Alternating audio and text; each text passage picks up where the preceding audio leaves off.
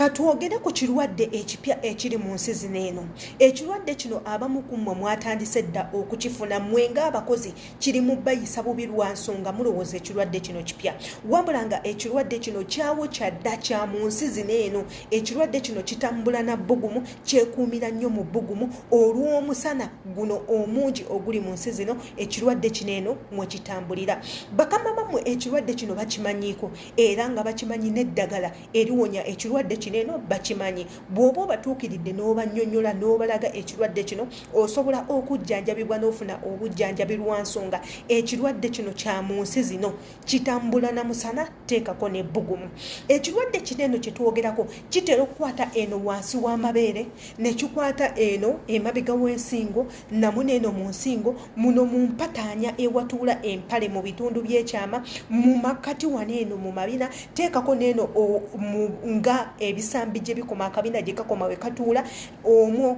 Ekirwadde ekyo mwe kitera okwesiba lwa nsonga ebifo ebyo bitera okutuukibwamu ebbugumu. Era ekirwadde ekyo bwe kiba kikukutte olabanga ggwe gwe bookyezza omuliro eno mu mpataanya z'amabeere eno wansi, ekizigiro ne kijja ne kyekuba wano nga kikuluma nnyo nnyo nnyo, nga kikusiiwa, kibambukako eddiba n'otandika okwetakula, oluvaamu n'otandika okuyiwa omusaayi. Bwe kityo bwe kiri ne ku nsingo eno wakati mu bitundu by'ekyama eno ewatuula empale, enkuubo ezo zituulamu empale ne zitandika okuba nga zikusiiwa n'ozitakula ne zimera ebitulututu nga bingi nnyo nnyo nnyo nnyo nnyo. Ebitulututu ebyo bigenda expandinga nga bwe bimera mu nsonda endala ewabeera ebbugumu, nga ku bukyala bwo kwennyini nnyini kungulu n'otandika okumerako ebitulututu nga bingi nnyo nga bisiiwa ng'oyinza okugamba allergy yakubye. Ekirwadde ekyo bw'otakijjanjaba kisobola okubeera naawe n'otandika n'okufuna infections.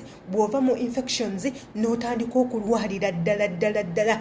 Abamu ku mmwe ebirwadde ebyo we mutabijjanjaba bimanyi n'okufuuka kansa. Ogenda kukola otya?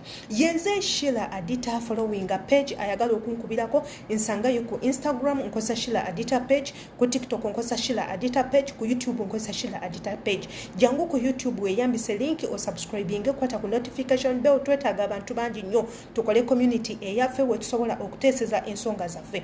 Gwa neetaaze gye emikutu gyonna gyonna gye ntaddawo wansi kw'oba obeera nga onsanga ojja kuba nga onfuna. Abanyina ebirwadde ebyo muwulirize. Ebirwadde ebyo we bikukwata oyina okubeera omuyonjo ennyo.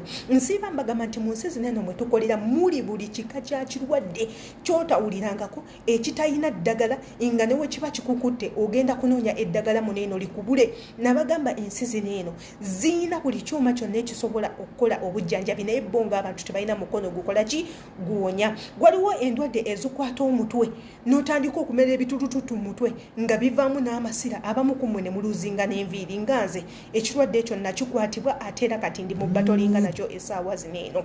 Waliwo ebirwadde ebirala omuntu ng'ovunda olususu naye nga tewali kintu kyonna wabula ng'olususu luvunda. Ebirwadde ebyo bingi. Wabula katudde ku kirwadde kino kye twogerako ekikwata eno wansi w'amabeere mu mpataanya z'amabiina eno yonna. Mutandika okuba nga mukozesa tubes zino eno nga bw'oziraba nze ze tubes zange zenkozesa. Bw'omala okunaaba bulungi naaba otukule nga gwe omwana omuwala naaba otukule. Kyekino kye tubagamba toyina kwekuumirako byoya. Tubagamba toyina kwekuumirako byoya. Abaana abawala mushevinge, enviiri za wansi zijjeeko tozeetaaga, onyirire. Bw'omala okunaba kwata tawero yo ennyonjo weesiimuleko amazzi gonna. Eno yonna wansi w'amabeere siimulayo amazzi ago gaveeyo gakale.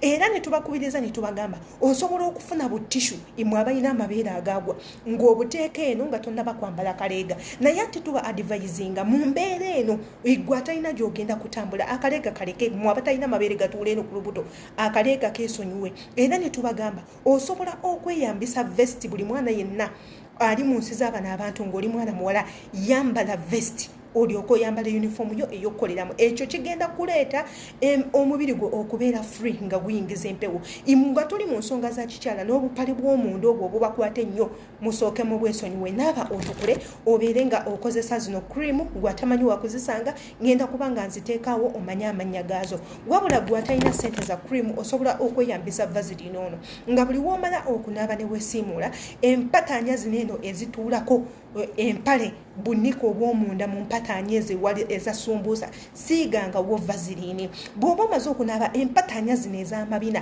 zisiimuula amazzi gonna gaveeyo gakale oleme kuwunya kijja kuyambako n'obutawunya n'okukuma infections oba bacteria zijja kuba tezikuyingira eno wansi amabina we gatuula yonna naabayo ate era okazeeyo obeere nga weeyambisa vazirini ono agenda kukuyambako vazirini ono tubagamba nti alimu eddagala era nga ali chemically proven okuba nga akola ku bintu ebimu ku lususu oba mukitegedde yenza Sheila Adita following a page sangayo ku YouTube channel yange kozesa link ekuleeteyo ate era osubscribing ayagala okunkubirako kwendi ku Instagram embagalanyo